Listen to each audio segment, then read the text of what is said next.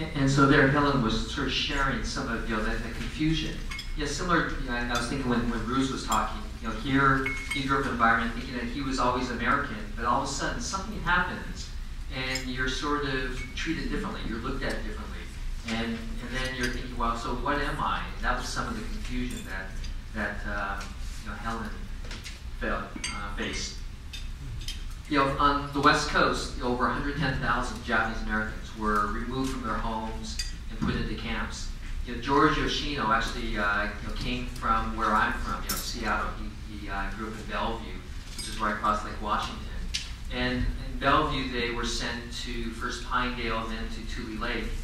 And then once people were in camp, some of them were able to leave to do sort of work release.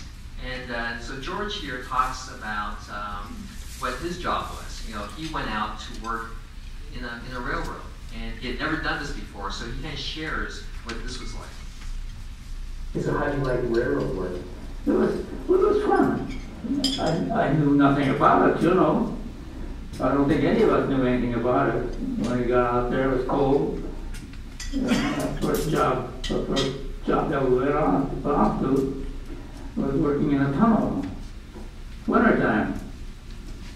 I never swung a mallet, steel-headed mallet. And I hit the spiker. And you miss the spike, it goes sparking around, flying around, so something else. It was fun, It was quite a few of us, maybe 25, 30 of us. And we lived in a boxcar where it was all equipped with a bunk with a main kitchen. And we ate there. And so what we do during these interviews are just capture just the everyday life of what it was like, what it was like, living with 25, 30 other men in a boxcar up in the mountains in the cold, working on the railroads. What I'm going to do is now show a little bit about, some of you have asked me, well, so Tom, I'm interested in seeing these interviews that you did in Minneapolis. And so what I'm going to do is I'm going to show you some parts of our website so you can look at this. Our visual history collection now has about 400 interviews. We have 13 collections across the nation. So not only the Minneapolis, but we have like the Watsonville JCL. We have like the Japanese American National Museum, the National Japanese American Historical Society in San Francisco, and on. Lots of different places. So let me just show you. So the Twin Cities JCL Visual History Collection on our website consists right now of 9 life history interviews. And so if you go to www.dencho.org, this is our homepage. And what I'm going to do is I'm going to actually go to this part up here called the archive. And when I click on that, we go to this place here, which is divided into 3 parts. This left part is like a table of contents. Down here, I'll show you a little bit later, is a table of information. And this is what we call our content window.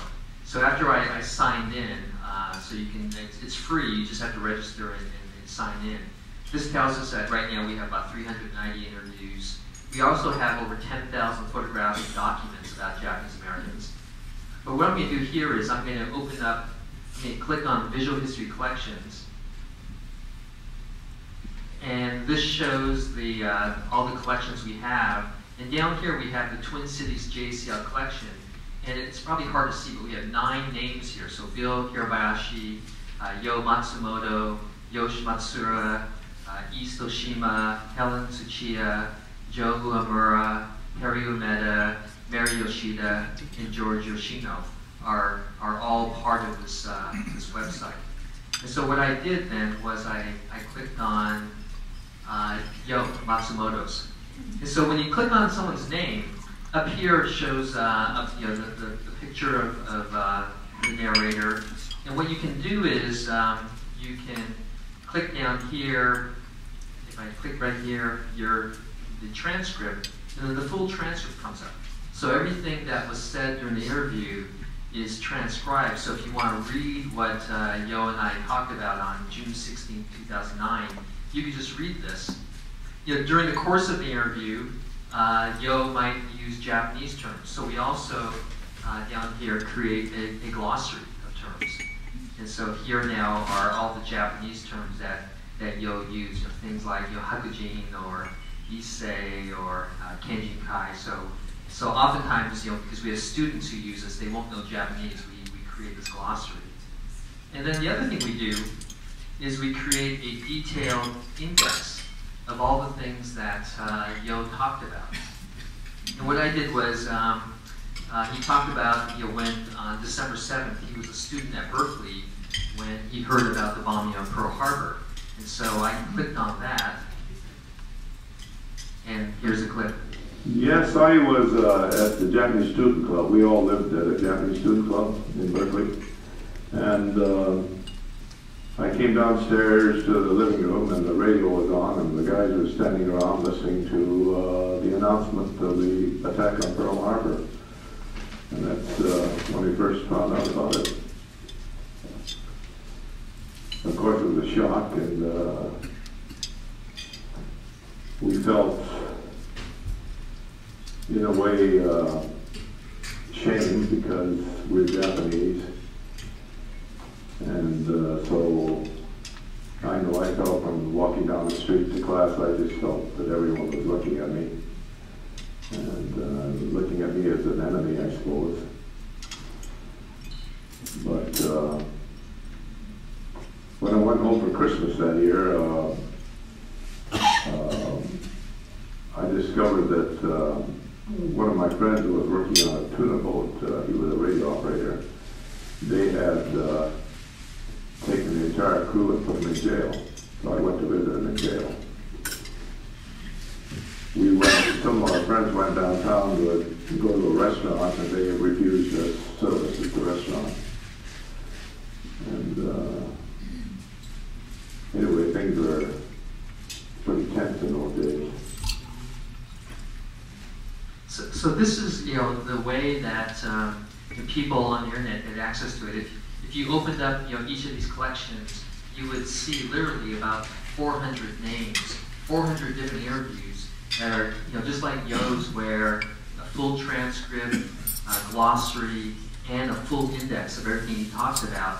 Click on any one of those, you can go directly to that. So let's do another one. I now want to kind of shift gears and talk about the Twin Cities in this area. Here, Mary talks about in her interview how she had come to Minneapolis, and what she did was she worked as a maid. And on what was called Maid's Day Off, she would have time to, at this point, meet some of the Japanese Americans who were coming to Fort Snelling. And so here's Mary talking about this. There was one Chinese restaurant that I don't think he's still around, but in I think it's downtown St. Paul.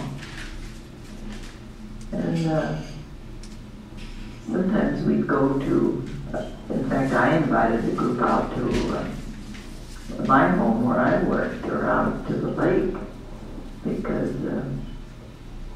it'd be a chance to get together. About that time, Fort Snelling was coming alive, so we were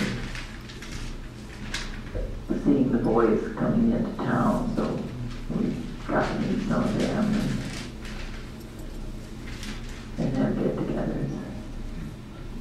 Things like Fort Snelling and the language school really drew a lot of new things Here. to the area. Plus, it, I think, made it easier for people here to accept the Japanese because of the language school. That's why I came back here, because I felt that the people here were more tolerant of us and accepted us. And I think that's because of the language school. Because the boys always come into town and shop or mingle around, and they were seen, and